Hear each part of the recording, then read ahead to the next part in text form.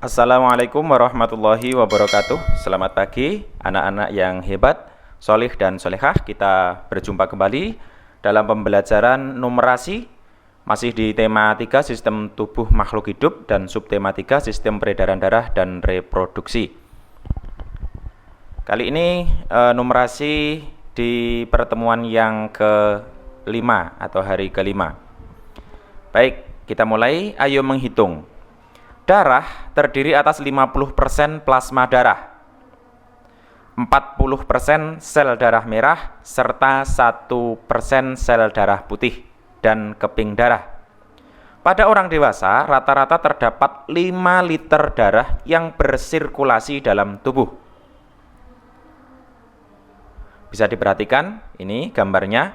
Darah itu terdiri dari plasma darah 50%. Ya, yang warna kuning ini. Kemudian sel darah putih dan keping darah ini hanya 1%, kecil sekali. Kemudian sel darah merahnya adalah 44%. Tadi sudah diketahui bahwa di dalam tubuh manusia dewasa itu sekitar 5 liter darah yang bersirkulasi. Berapakah banyaknya plasma darah dan sel darah merah yang bersirkulasi dalam tubuh orang dewasa? Nah, di sini kita bisa menjawab plasma darah, ya ini kan 50%, artinya setengahnya. Jadi di dalam tubuh manusia dewasa, plasma darahnya sekitar 2,5 liter, karena 50% dari 5 liter itu adalah 2,5 liter. Kemudian untuk yang sel darah merah, ya ini berapa? Sel darah merah ini adalah 44% dari 5 liter. Nah, ini juga bisa kita hitung. Ayo menyimak. Berdasarkan data yang tercatat oleh Komnas Perlindungan Anak, akhir-akhir ini kejadian kasus kekerasan seksual pada anak terus meningkat. Pengertian kekerasan seksual pada anak mengacu pada kegiatan melibatkan anak dalam kegiatan seksual, sementara anak tidak sepenuhnya memahami atau tidak mampu memberi persetujuan. Termasuk dalam kegiatan ini adalah pemaksaan terhadap anak untuk memperlihatkan bagian tubuh yang bersifat pribadi. Hasil survei Kementerian Perempuan dan Perlindungan Anak pada tahun 2018 menunjukkan bahwa 1 dari 17 anak laki-laki dan 1 dari 11 anak perempuan pernah mengalami kekerasan seksual. Hasil tersebut dapat digambarkan oleh diagram sebagai berikut. Nah, perhatikan, ini adalah 1 dari 17 anak laki-laki ini pernah mengalami kekerasan seksual, sementara 1 dari 11 anak perempuan pernah mengalami kekerasan seksual. Misalkan terdapat 340 anak laki-laki dan 330 anak perempuan di daerah A. Berdasarkan informasi di atas, berapa perkiraan banyaknya anak laki-laki di daerah tersebut yang pernah mengalami kekerasan seksual? Nah, ini bisa kita jawab, ya. Kita dapat menjawabnya dengan konsep perbandingan.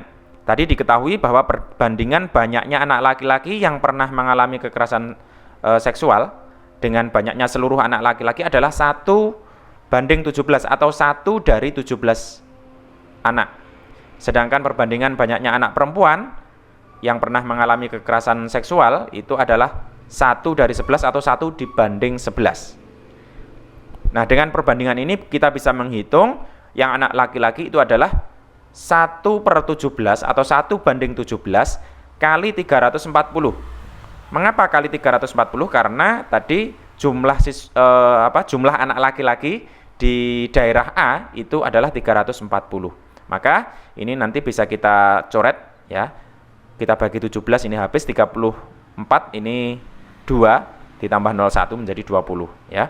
Jadi seperti ini caranya. Kemudian untuk yang anak perempuan juga sama, 1/11 atau 1:11 dari 330 jumlah anak yang ada di daerah A tadi.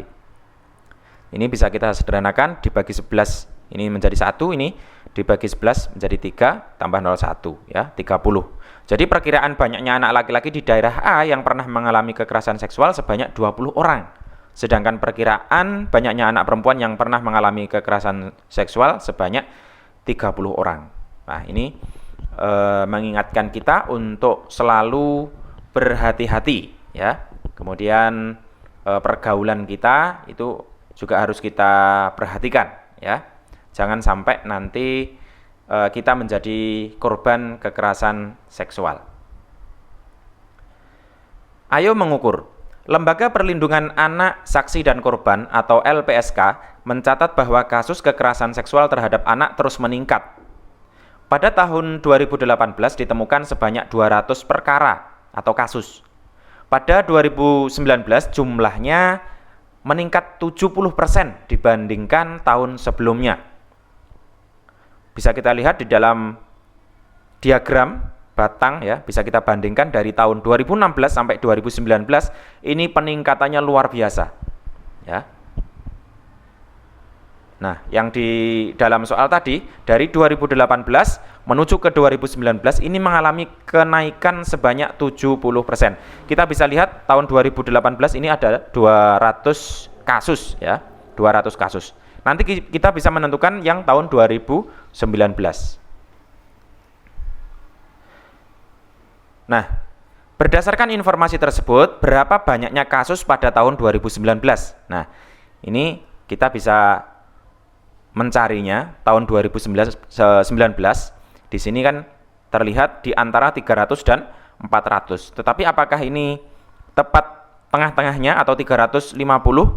Tetapi ini tidak ya, tidak sampai. Nanti kita bisa menghitung dari data yang ada tadi. Peningkatan kasus pada tahun 2019 dibandingkan tahun 2018 yaitu yang pertama adalah tadi peningkatannya sebanyak 70% ya. Kita tuliskan 70% dari tahun 2018 tadi sebanyak 200 kasus. Jadi 70% kali 200. 70% itu adalah 70/100 ya. Kita tuliskan 70/100 kali 200. Nah, 100 dan 200 nanti bisa kita coret ya. Ini menjadi 2, ini menjadi 1 sehingga tinggal 70 kali 2 atau sama dengan 140 kasus. Jadi di tahun 2019 itu mengalami kenaikan sebanyak 140 kasus dari tahun 2018. Artinya ketika tahun 2018 itu ada 200 kasus ya, maka nanti ada penambahan 140 kasus sehingga tahun 2019 menjadi 340 kasus. Nah, ini ya. Ini kita bisa menjawabnya berarti 340 kasus di tahun 2019. Data dari Pusat Data dan Informasi Komisi Nasional Perlindungan Anak atau Pusdatin Komnas Anak menunjukkan pada tahun 2010 sampai 2015 terdapat 21.689.987 kasus kekerasan terhadap anak yang tersebar di Indonesia. Datanya ditunjukkan oleh diagram berikut. Wah, ini luar biasa jumlahnya ya. Sampai jutaan. Yang warna hijau ini adalah kekerasan seksual terhadap anak, yang warna merah ini adalah kekerasan fisik dan mental. Bisa kita lihat tahun 2010 sampai 2015 ini datanya cenderung meningkat. Berapa perbandingan banyaknya kasus kekerasan seksual dengan kasus kekerasan fisik dan mental terhadap anak yang terjadi pada tahun 2015? Nah, kita membandingkan hanya di tahun 2015. Nah, jika kita lihat data sebelumnya, ini pada tahun 2015 ya, yang mengalami kekerasan seksual itu ada 1.719, yang mengalami kekerasan fisik dan mental adalah 1.179. Jadi ini kita bandingkan. Oke. Nah, dari data atau diagram tadi bisa kita menjawabnya. Banyak kasus kekerasan seksual terhadap anak pada tahun 2015 adalah 1.719 kasus. Sedangkan banyaknya kasus kekerasan fisik dan mental terhadap anak pada tahun 2015 adalah 1.179 kasus.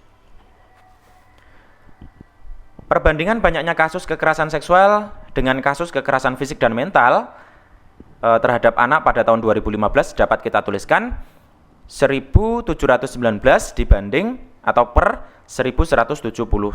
Nah, ini bisa kita sederhanakan. Kita bagi dengan bilangan yang sama. Kita tulis terlebih dahulu 1.719 dibagi 1.179. Ini bisa kita bagi dengan bilangan 9 ya, masing-masing kita bagi 9. Maka hasilnya adalah 191 per 131. Itu adalah perbandingannya. Kemudian yang B, berapakah perbandingan banyaknya kasus kekerasan seksual terhadap anak yang terjadi pada tahun 2012 dan 2015. Nah, kita membandingkan tahun 2012 dan 2015, tetapi hanya yang kekerasan seksual terhadap anak. Nah, kita lihat dulu datanya yang tadi ya. Ini tahun 2012 dan tahun 2015. Ini yang warna hijau saja yang kita bandingkan, karena ini yang hanya kekerasan seksual, yaitu 1635 dibanding 1719. Oke. Maka bisa kita tuliskan tahun 2012 adalah 1635, kemudian di tahun 2015 adalah 1719. Nah, ini juga bisa kita tuliskan perbandingan seperti ini, 1635 per 1719. Nah, ini juga bisa kita sederhanakan dengan membagi dengan bilangan yang sama. Bisa kita bagi 3 masing-masing, hasilnya adalah 545 per 573.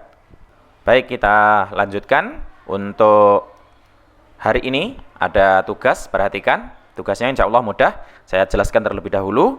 Ini ada data 8 kabupaten atau kota pelapor kekerasan terhadap anak terbanyak tahun 2016 sampai 2017. Ada kabupaten atau kota A sampai H, ya. Kemudian ada jumlah kasusnya, masing-masing sudah ada di sini, ya. Kemudian berdasarkan diagram, pertanyaan pertama, tentukan perbandingan banyaknya kasus yang terjadi di Kabupaten C dan Kabupaten G, ya. Bisa kita lihat C sekian, kemudian G sekian, nanti silahkan dibandingkan, kemudian disederhanakan dengan cara dibagi dengan bilangan yang sama, ya, hingga nanti bilangannya sudah tidak dapat dibagi dengan bilangan yang sama lagi. Itu adalah nilai yang paling sederhana. Kemudian untuk yang nomor 2, pertanyaannya adalah tentukan perbandingan banyaknya kasus yang terjadi di kota B terhadap jumlah kasus keseluruhan. Ya, di kota B bisa kita lihat ini ada 94 ya. Kemudian kasus keseluruhannya berapa? Nanti harus kita jumlahkan dari A sampai H. Ini nanti silahkan dijumlahkan terlebih dahulu. Nanti akan ketemu jumlah kasus keseluruhan. Jadi nanti yang B adalah ini 94 ini dibanding atau per seluruhnya, ya. Terus kemudian nanti silahkan disederhanakan. Kemudian pertanyaan ketiga, kabupaten atau kota mana yang memiliki jumlah kasus paling sedikit? Nah, bisa kita lihat yang batangnya paling pendek ya. Ini diagram batangnya yang paling pendek atau yang paling sedikit, bisa kita lihat yang ini ya. Kemudian tentukan perbandingannya terhadap jumlah kasus keseluruhan. Jadi tadi seperti di nomor 2, kasus keseluruhannya berapa, nanti kita bandingkan dengan yang paling sedikit. Kemudian untuk pertanyaan yang nomor 4 adalah kabupaten atau kota mana yang memiliki jumlah kasus paling banyak. Nah, bisa kita lihat diagram batang yang paling panjang, menunjukkan gambarnya yang paling panjang ini adalah yang A ini ya, yang paling banyak. Kemudian tentukan perbandingannya terhadap jumlah kasus keseluruhan. Jadi A dibanding kasus keseluruhan. Baik, demikian untuk materi numerasi hari ini. Semoga bermanfaat. Selamat belajar, semoga sukses. Assalamualaikum warahmatullahi wabarakatuh.